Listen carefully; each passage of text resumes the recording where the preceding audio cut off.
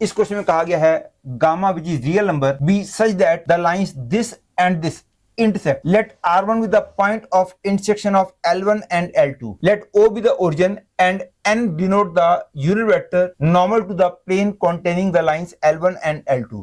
Match each entry in list 1 to the correct entry in list 2.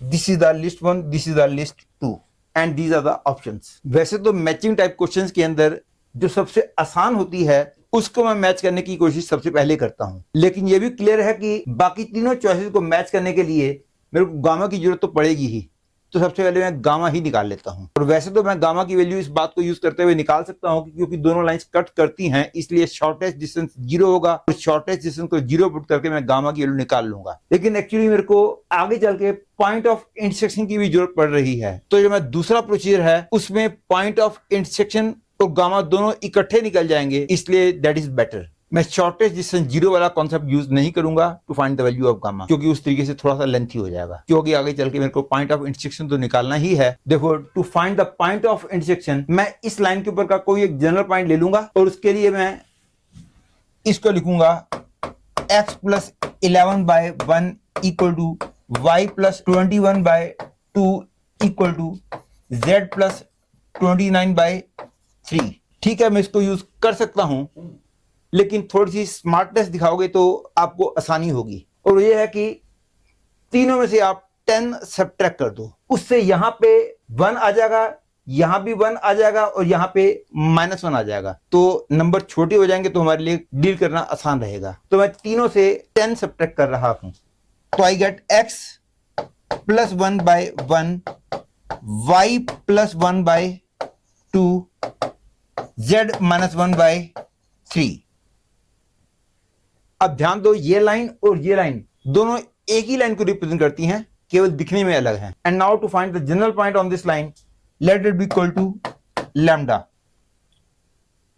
तो x की value आ जाएगी lambda minus 1, y की value आ जाएगी 2 लैम्डा माइनस 1, z की वैल्यू आ जाएगी 3 लैम्डा प्लस 1। अब इस general point on this line को मैं इसमें रख दूंगा, और क्योंकि दोनों लाइंस कट करती हैं, a value of lambda will exist which will satisfy this. अब मैं इन तीनों वैल्यूज को इसमें पुट कर रहा हूं। अब इस पॉइंट को इसमें रखता हूं, तो I get lambda minus 1 plus 16/3 is equal to 2 lambda minus 1 plus 11/2 is equal to 3 lambda plus 1 plus 4 by gamma. यदि गामा की वैल्यू दी होती और हमने पता लगाना होता कि बताओ ये दोनों लाइंस कट करती हैं कि नहीं करती, तो उस सिचुएशन में इन दोनों को इक्वेट करके लैम्डा निकलता, इन दोनों को इक्वेट करके लैम्डा निकलता, और दोनों जगह से लैम्डा सेम निकलता, तो मैं बोलता कि ये दोनों लाइंस कट करती हैं। और लैम्डा सेम ना निकलता तो मैं बोलता कि दोनों लाइंस कट नहीं करती हैं। पर इस क्वेश्चन में ये दोनों लाइंस कट करती हैं, ये बात दे रखी है। इसका मतलब हो गया लैम्डा की जिस वैल्यू के लिए दोनों बराबर होंगे, लैम्डा उस वैल्यू के लिए ये तीनों बराबर होंगे। तो पहले मैं इन दोनों को इक्वेट करके लैम्डा निकाल रहा हूं। I get 2 lambda plus 30 is equal to 6 lambda plus 30, that is I get 4 lambda equal to 0, that is I get lambda equal to 0।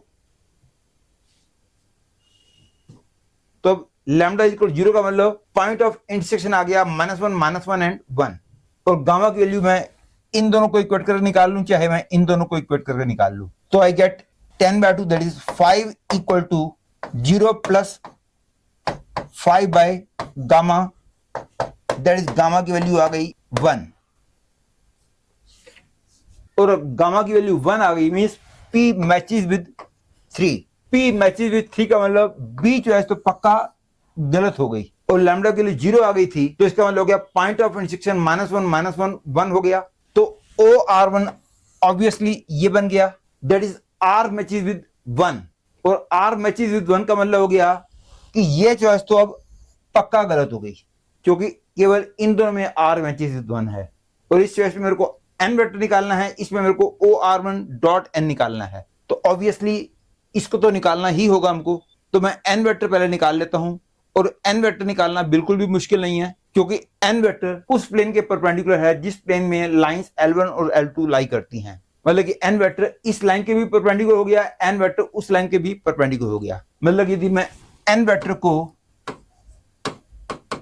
Li plus Mj plus n के मान लूं तो this vector dot i plus 2j plus t के भी zero होगा और this vector dot 3i plus 2j plus gamma के भी जीरो होगा। गामा की वैल्यू हम निकाल चुके हैं।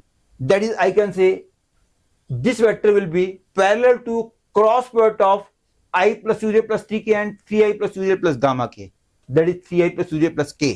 तो मैं i plus 2j plus 3 k and 3i plus 2j plus k का क्रॉस प्रोडक्ट निकालता हूं।